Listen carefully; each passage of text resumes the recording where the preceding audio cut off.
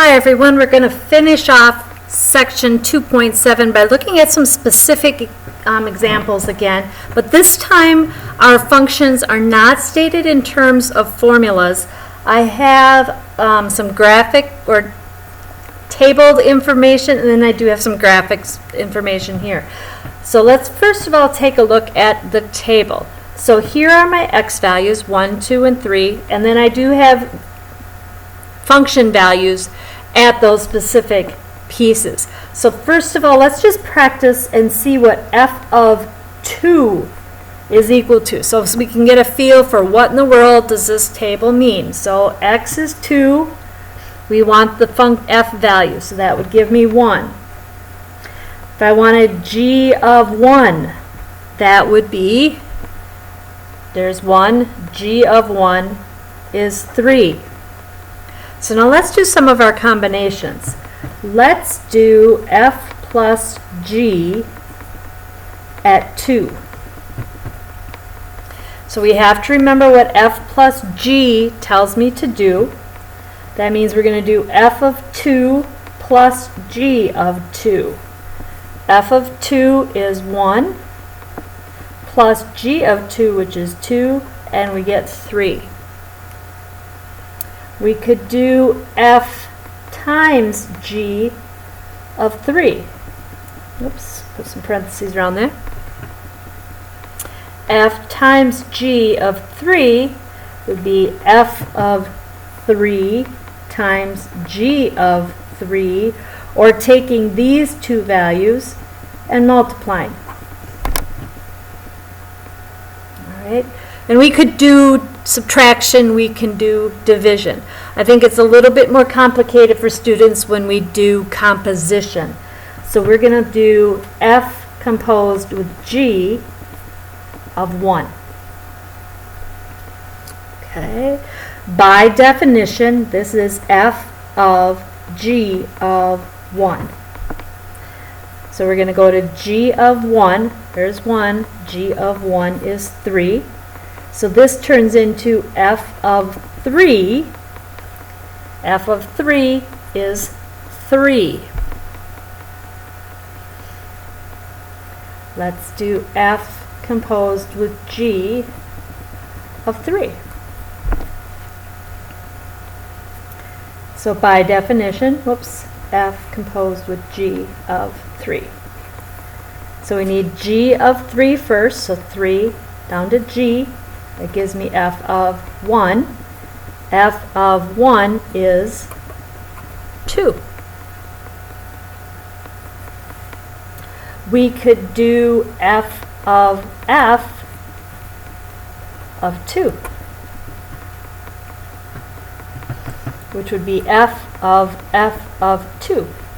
F of 2 is 1. F of 1 is 2.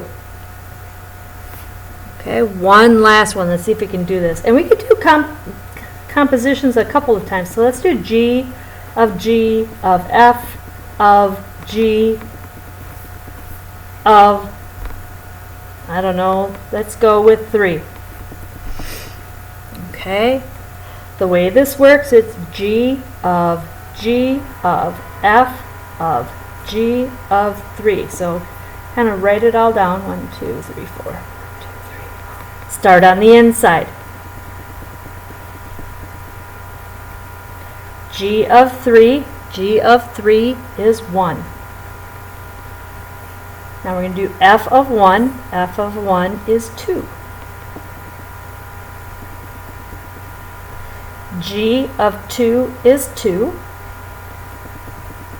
And g of 2 is 2. So the key to these is to start on the inside and just work your way out. Again, one step at a time, and I feel it is really important to write those little steps. Otherwise, you may forget what those numbers are. Okay, hopefully that helped with a table, and I did use up most of my space.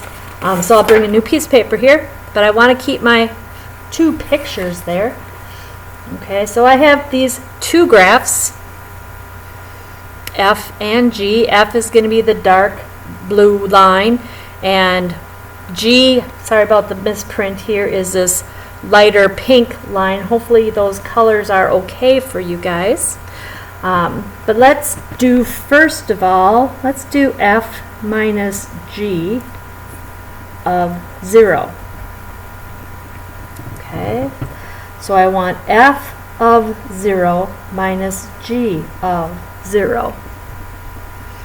Now f at 0 means the y value when x is 0 on the f curve. So f of 0 is 2. And 2, we're going to subtract g of 0, which is a negative 2. So we get 4.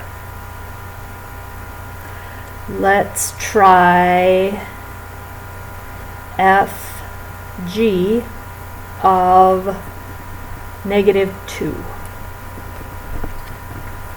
which is f of negative 2 times g of negative 2. So f of negative 2, so negative 2 is over here, f of negative 2 is 1, and we're going to multiply 1 by g of negative 2, which is a negative 1, and we get negative 1. Let's do a couple compositions. F composed with g at, let's go with 2. So I'm going to do f of g of 2. Starting in the inside, g, so now we're in g of 2 is 0. So that's the pink line. F of 0 is now 2. And again, I think it makes a lot or helps a lot if you write out these little steps. Okay, let's do just one more. Let's do g of f this time of, well, let's go negative 1. Okay, so we want g of f of negative 1. So we're going to start on the inside. F, here's negative 1. F of negative 1 is 1. So that means we need g of 1. So g of 1 is negative 1. Hopefully you can see, as I was pointing to things, my thought process that I did when I'm doing these problems.